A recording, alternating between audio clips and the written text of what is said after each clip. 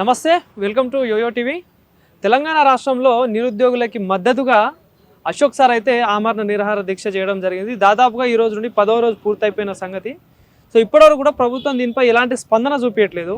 So మరి ఒక పక్క నిరుద్యోగులందరూ కూడా ప్రభుత్వంపై చాలా వ్యతిరేకతను ఉన్న పరిస్థితి. సో మరి 2 లక్షల ఉద్యోగాలు కావచ్చు, జాబ్ క్యాలెండర్ కావచ్చు, ఇలా అన్ని అంశాలపై కూడా నిరుద్యోగులందరూ కూడా వ్యతిరేకిస్తున్న పరిస్థితి. దీని గురించి మాట్లాడదాం. మనతో పాటు మాట్లాడడానికి ఓయూ మైపాల్ యాదవ్ అన్నతో ఉన్నారు. మనతో పాటు అన్నతో మాట్లాడదాం. అన్న నమస్తే. సో మరి ఏంటి నిరుద్యోగుల అంశం రాష్ట్రంలో దాదాపుగా ప్రభుత్వం వచ్చినప్పటి నుండిగా చర్చ నడుస్తా ఉంది. సో మరి 2 లక్షల ఉద్యోగాలు కావచ్చు, జాబ్ క్యాలెండర్ కావచ్చు. సో దీనికి సంబంధించి అశోక్ సార్ కూడా ఆమరణ నిరాహార దీక్ష చేస్తున్న పరిస్థితి. 10 రోజులు అవుతా ఉంది, ఎవరు స్పందిస్తున్న పరిస్థితి. ఏం చెప్తారు ప్రభుత్వానికి? అదే ప్రభుత్వం మరి ఇప్పటికైనా నిరుద్యోగ నాయకులతోనన్నా చర్చలు జరపాలి, అసలు ప్రాబ్లమ్స్ ఏందో తెలుసుకోవాలి. అనేక సార్లు ఇప్పుడు అద్దంకి దయాకర్ అన్న ఒకసారి చిక్కడపల్లి లైబ్రరీకి వచ్చిండు, కోదండరామ్ సార్ తోని అద్దంకి దయాకర్ అన్న మరి బట్టి విక్రమార్కను కలిసినట్టు వాళ్ళు ఒక సోషల్ మీడియా దాంట్లో పోస్ట్ చేసుకున్నారు. మేమేమంటున్నాం అంటే వాళ్ళు ఇంటలేరు కాబట్టి అద్దంకి దయాకర్ అన్న కావచ్చు, బల్మూరు వెంకటన్న కావచ్చు, కోదండరామ్ సార్ కావచ్చు, అక్నూరు మురళి కావచ్చు, రియాజ్ సార్ కావచ్చు, మీరు రండి నిరుద్యోగుల తరఫున అందరం కలిసి గవర్నమెంట్ మీద ప్రెషర్ చేద్దాం. మీరు ఇట్లా సైలెంట్ గా ఉంటే మీరు బదనం అయిపోతారు. సో గతంలో వీళ్ళందరూ కూడా ఇదే ఉస్మానియా యూనివర్సిటీలో మాట్లాడడానికి ఎందుకు అడ్డొస్తుంది కావచ్చు? అదే కదా అసలు అంటే ఇది అందరు గమనిస్తున్నారు. అంటే వాళ్ళకి ఏదన్నా స్వార్థం ఉందా అనే కోణంలోకి వెళ్ళిపోతుంది. మీరు వచ్చి అడగండి. ఇప్పుడు వాళ్ళు 2 లక్షల ఉద్యోగాలు ఇస్తున్నదే మీరు ఇస్తున్నదాన్ని అమలు చేయండి. సరే సంవత్సరంలో కుదరదు, 5 సంవత్సరాలన్నా 2 లక్షలు వేయాలి కదా. మరి ఇంకా సంవత్సరానికి 40,000 ఇస్తాం, 50,000 ఇస్తాం, 30,000 ఇస్తాం, ఇంత బడ్జెట్ ఉంది, ఇది గిట్లుంది, ఇది గిట్లుంది అని ఓపెన్ గా చెప్పాల్సింది పోయి ఇట్లనే ఉంటే నిరుద్యోగులలో ఇంకా వ్యతిరేకత పెరిగి పెరిగి పెరిగి అప్పుడు కేసీఆర్ మీద ఎట్లయితే నిరుద్యోగులు బస్సు యాత్ర చేసిర్రో అట్లనే పాదయాత్రలు చేసిర్రో నెక్స్ట్ రేవంత్ రెడ్డి సర్కార్ పైన కూడా నిరుద్యోగులు బస్సు యాత్రలు, పాదయాత్రలు చేస్తారు. ఇక మరి ఒక్క సీట్ కూడా వచ్చేది గ్యారెంటీ ఉండదు. సో ఈ 60,000 ఉద్యోగాలు, 70,000 ఉద్యోగాలు అంటా ఉన్నారు ప్రభుత్వం సంబంధించిన మంత్రులు. ఏంది నిజంగా ఈ 70,000 ఉద్యోగాలు కావచ్చు, 60,000 ఉద్యోగాలు కావచ్చు నోటిఫికేషన్ వచ్చిందంటారా? ఇప్పుడు మనం నవీన్ ఏందనంటే సరే చెప్పుకుంటారు కదా మేము 50,000-60,000 ఇచ్చినామని. మనం ఏమంటున్నాం అంటే ఒక 60,000 ఇచ్చినామని వాళ్ళు అంటారు అనుకుందాం, అంటే 50,000 అను. నేనేమంటున్నా అంటే దాని గురించి మళ్ళీ చర్చ పెడదాం. కానీ మీరు 2 లక్షలు అన్నారు కదా, సరే మీ మాట మీదకి ఒక 5 నిమిషాలు మాట్లాడదాం. వాళ్ళు 60,000 అనుకుంటే ఇంకా 1,40,000 అని ఇవ్వాలి కదా.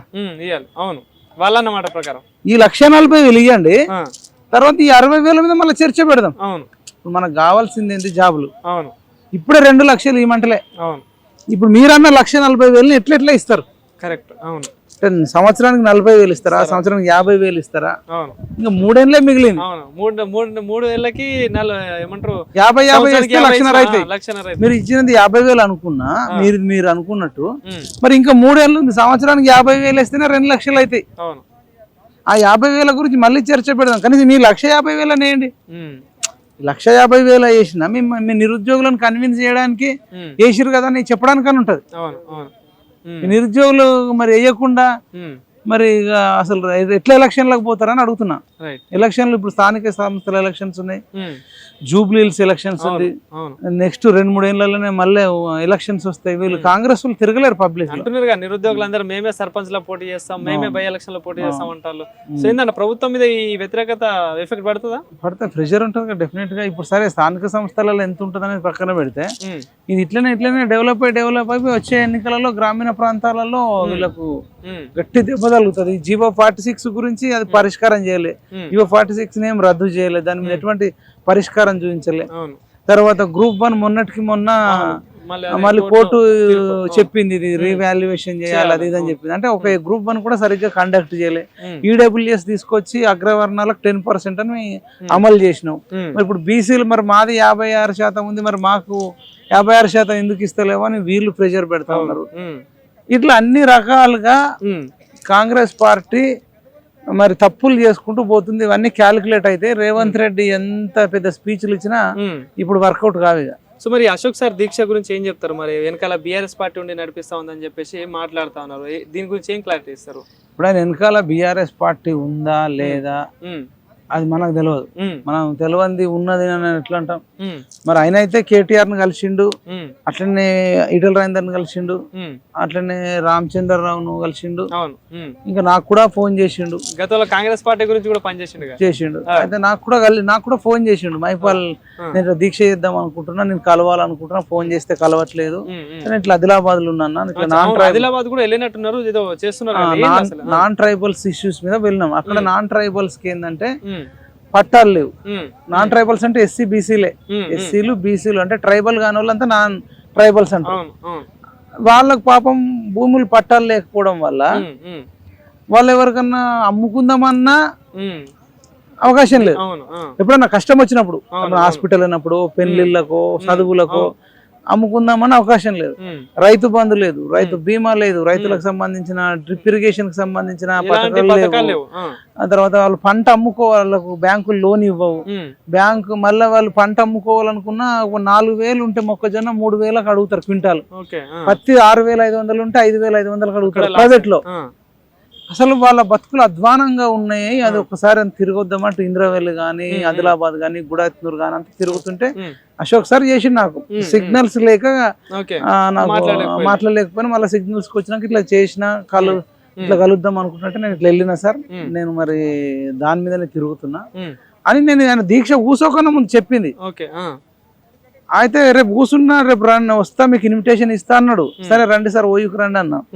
అదే రోజు నన్ను లిఫ్ట్ చేసారు పోలీసులు. ఇప్పుడు ఈ పోలీసులు ఎత్తుకుపోయే దాని గురించి ఒకటి అడుగుదాం అనుకున్నాను. అంటే ప్రజాపాలన అంటా ఉన్నారు, ఎవరైనా రోడ్డు ఎక్కితే మాత్రం నిరుద్యోగులు కావచ్చు, ఎవరైనా ఎక్కడికక్కడ అరెస్ట్ చేస్తా ఉన్నారు, మిమ్మల్ని కూడా చాలా సార్లు అరెస్ట్ చేసి కేసులు కూడా అయినట్టున్నాయి. సో ఏంది, ఎట్లా చూడొచ్చు ఈ ప్రజాపాలన లెక్క కనిపిస్తా ఉందా? చెప్పేది ఒకటి ఉంది, చేసేది ఒకటి ఉంది. వీళ్ళు ప్రజాపాలన కాదు, ఇది ప్రజా వ్యతిరేక పాలన. పాపం అశోక్ సార్ కూడా మరి గతంలో కూడా ఆయన దీక్ష చేయడం జరిగింది. మొదటిసారి దీక్ష చేసినప్పుడు కూడా మేము వాళ్ళ ఇంటికి వెళ్ళినాం, మద్దతు ఇచ్చినాం. తర్వాత అప్పుడు కూడా ప్రభుత్వం వినలేదు. రెండోసారి దీక్ష చేసిండు, అప్పుడు కూడా వాళ్ళ ఇంటికి వెళ్ళినాం, అప్పుడు కూడా వినలేదు. పాపం మోతిలాల్ కూడా దీక్ష చేసిండు, ఆయన చెప్పినప్పుడు కూడా వినలేదు. బక్కా జడ్సన్ అన్న చేసిండు, అతను చెప్పినా వినలేదు. ఇప్పుడు మళ్ళా అశోక్ సార్ చేసినా వింటలేదు. మరి ఇట్లా మొండిగా పోతుంటే ప్రభుత్వానికి తీవ్ర వ్యతిరేకత అవుతుంది. మరి మీరు ఎట్లా ఏంది చెప్పండి. 20,000 ఇస్తాం, 30,000 ఇస్తాం, జీపీఓ జాబులు గిన్ని ఇస్తాం, డిఎస్సి జాబులు 10,000 ఇస్తాం, 20,000 ఇస్తాం, పోలీస్ కానిస్టేబుల్ ఒక 10,000 ఇస్తాం, మా దగ్గర ఇంత బడ్జెట్ ఉందని చెప్పండి కదా. ఒకేసారి 1,40,000 ఇవ్వకపోయినా ఎంతో కొంత అంచెలంచెలుగా వేస్తామని చెప్పి జాబ్ క్యాలెండర్ లేదు, నెలల గిన్ని జాబులు వేస్తామని చెప్పారు. ఎవరికి దారి యమునా తీరు అన్నట్టు. సో మొన్న కూడా ఇప్పుడు ఏదైతే మొన్న రాజగోపాల్ రెడ్డి మునుగోడ ఎమ్మెల్యే కూడా అమరుల సాక్షిగా చెప్పడం జరిగింది, ప్రభుత్వానికి నిరుద్యోగుల మధ్యలో వారధిగా ఉంటా అని చెప్పేసి, మీ ఉద్యోగాలు కంపల్సరీ ప్రభుత్వం నుండి నోటిఫికేషన్ వేపిస్తా అని కూడా చెప్పడం జరిగింది. నమ్మొచ్చు అంటారా మరి వీళ్ళ? అంటే ఆయన తరపున మీ తరపున ఉంటా అంటుండు, ఈయన చెప్తాడు. రాజగోపాల్ రెడ్డి గారు అక్కడికి వచ్చి అక్కడ భరోసా ఇవ్వడమే గ్రేట్. ఒక ఎమ్మెల్యే ఉండి, అధికార పార్టీ ఎమ్మెల్యేగా ఉండి మీ నిరుద్యోగుల తరపున మీ బాధలు ఉన్నాయి, నిరుద్యోగులు తలుసుకుంటే, యువత తలుసుకుంటే ఏదైనా చేస్తారు. తెలంగాణ తెచ్చిందే యువత, మళ్ళా కేసీఆర్ గద్దెదించిందే నిరుద్యోగులు యువత. ఇప్పుడు మళ్ళా అసలు నేపాల్లో కూడా యువత తలుసుకుంటే అక్కడ వాళ్ళని తరిమి కొడుతున్నారు, యువతతో పెట్టుకోవద్దు అని చెప్పిండు. అంతకంటే పెద్ద స్టేట్మెంట్ ఉంటుంది. ప్రెషర్ పడదా గవర్నమెంట్ మీద? ఖచ్చితంగా ప్రెషర్ ఉంటది. చెప్తే వినకపోతే కూడా మళ్ళీ నిరుద్యోగుల తరపున కలిసి కొట్లాడతాడు. కొట్లాడినప్పుడు అప్పుడు ప్రెషర్ వాడన్నా ఇచ్చే ఛాన్సెస్ ఉంటాయి కదా. నేను అనేది ఏంటంటే, ఒక మునుగోడు ఎమ్మెల్యే రాజగోపాల్ రెడ్డి గారే మాట్లాడన్నా, మిగతా ఎమ్మెల్యేలు ఎందుకు మాట్లాడొద్దు? ఎమ్మెల్సీలు ఉన్నారు. అకునూరు మురళి సార్ ఇక్కడ గన్నసరి తీసుకొచ్చిన ఆయన మాట్లాడాలి, శనగాని దయాకర్ అన్న మాట్లాడాలి, మానవతరాయ్ అన్న మాట్లాడాలి. గవర్నమెంట్ డిఫెన్స్ చేసుడు కాదు, గవర్నమెంట్స్ మీద మీరు ప్రెషర్ చేయాలి, వీళ్ళ తరపున మాట్లాడాలి, ప్రెషర్ చేయాలి. మరి అయితే శనగాని దయాకర్ అన్నకు, మానవతరాయ్ ఇంకా పదవులు లేవు కాబట్టి మనం వాళ్ళని ప్రెషర్ చేయలేం. అట్లీస్ట్ పదవులు వచ్చిన వాళ్ళన్నా బల్మూరు వెంకట అన్నోళ్ళు గానీ, కోదండ రామ్ సార్ గానీ, మరి ఆయనకు వచ్చింది ఉందా పోయిందా తెలియదు. కోదండ రామ్ సార్ పెద్ద మనిషి అంటాం. మరి పెద్ద మనిషి నువ్వు నిరుద్యోగుల వైపు ఉండాలనా, ప్రభుత్వం వైపు ఉండాలనా? ఇంకా 2 ఏళ్ళు అవకాశం ఇచ్చినా సరిపోలేదా? ఇంకెందుకు ఎక్కువ ఛాన్స్ ఇవ్వాలి? కాబట్టి కోదండరాం గారు రావాలి, వస్తే ఆయనకే పేరు ఉంటది. అరే ఇప్పుడు రాజగోపాల్ రెడ్డి గారికి ఎంత పేరు వచ్చింది, అరే మంచి పని చేసిండ్రా, నిరుద్యోగులకు మద్దతు ఇచ్చినట్టు. రాని వాళ్ళను వీళ్ళు స్వార్థం అంటారు. గతంలో ఏ చిన్న సమస్య ఉన్నా కూడా వీళ్ళందరూ స్పందించేటోళ్ళు వెంటనే కదా, వచ్చేటోళ్ళు ధర్నాలు కదా. చేసేటోళ్ళు కదా ఇదే క్యాంపస్ దగ్గర. ఇదే క్యాంపస్ అనేక సార్లు కోదండ రామ్ సార్ వచ్చిండు, బల్మూర్ వెంకన్న వచ్చిండు, రియాజ్ సార్ వచ్చిండు, అక్నూరు మురళి సార్ వచ్చిండు, ఇట్లా అనేక మంది అద్దెకి దగ్గర వచ్చారు. ఇప్పుడు ఎందుకు వస్తలే? మీరు ఇప్పుడు జస్ట్ మీరు అటు ఒప్పించి జాబ్ లేపిస్తలే, కనీసం మా నిరుద్యోగుల తరపున ఉండట్లే. మరి ఇక ఏంది ఇట్లున్నాయి రాజకీయాలు. ఏం చెప్తారు మరి ఫైనల్ గా నిరుద్యోగులకు కావచ్చు, ప్రభుత్వానికి ఏం చెప్తారు వాళ్ళ తరపున? అదే మేము ప్రభుత్వానికి ఏం చెప్తున్నామంటే, మీరు ఇప్పటికైనా దిగి వచ్చి మేము కొన్ని జాబ్లు వేస్తాం, ఇంత బడ్జెట్ ఉంది, ఇంత సంవత్సరానికి గింత వేస్తాం, ఈ నెలలో ఈ జాబ్స్ వేస్తాం, ఇన్ని ఖాళీలు ఉన్నాయి, మేము ఏమంటున్నాం ఖాళీలే భర్తీ చేయమంటున్నాం. నిరుద్యోగులు కూడా ఏమంటారు ఖాళీలే భర్తీ చేయండి. ఎన్ని ఖాళీలు ఉంటాయని భర్తీ చేయండి. అవి 1,00,000 ఉన్నాయా, 1,40,000 ఉన్నాయా, 2 లక్షలు ఉన్నాయా? ఖాళీలన్నీ భర్తీ చేయడానికి ప్రాబ్లం ఏంది? అక్కడ వ్యవస్థ నడవాలి కదా. అవుట్ సోర్సింగ్ ద్వారా, కాంట్రాక్ట్ ద్వారా కాదు, రెగ్యులర్ రిక్రూట్మెంట్ ద్వారా ఎన్ని ఖాళీలు ఉంటే అన్ని భర్తీ చేస్తే మీకు మంచిగా ఉంటది. లేకపోతే వచ్చే 3 ఏళ్లలో మీ పని అయిపోతుంది. మేము కూడా రేపు భవిష్యత్తులో ఆల్రెడీ నేను నిరుద్యోగుల తరఫున కూడా ఆదిలాబాద్ లో మాట్లాడినా, ఇంకా అన్ని జిల్లాల పర్యటన కూడా చేస్తాము. నిరుద్యోగులను చైతన్యం చేస్తాం, జాగృతి చేస్తాం. అంతకుముందు కామారెడ్డి పోయినాం, అంతకుముందు నల్గొండ పోయినాం, చిక్కడపల్లి లైబ్రరీ పోయినాం, అన్ని జిల్లాలు కూడా తిరుగుతున్నాం. నిరుద్యోగుల తరఫున భవిష్యత్తులో కొట్లాడతామని మేము చెప్తాం. థ్యాంక్ యూ అన్న.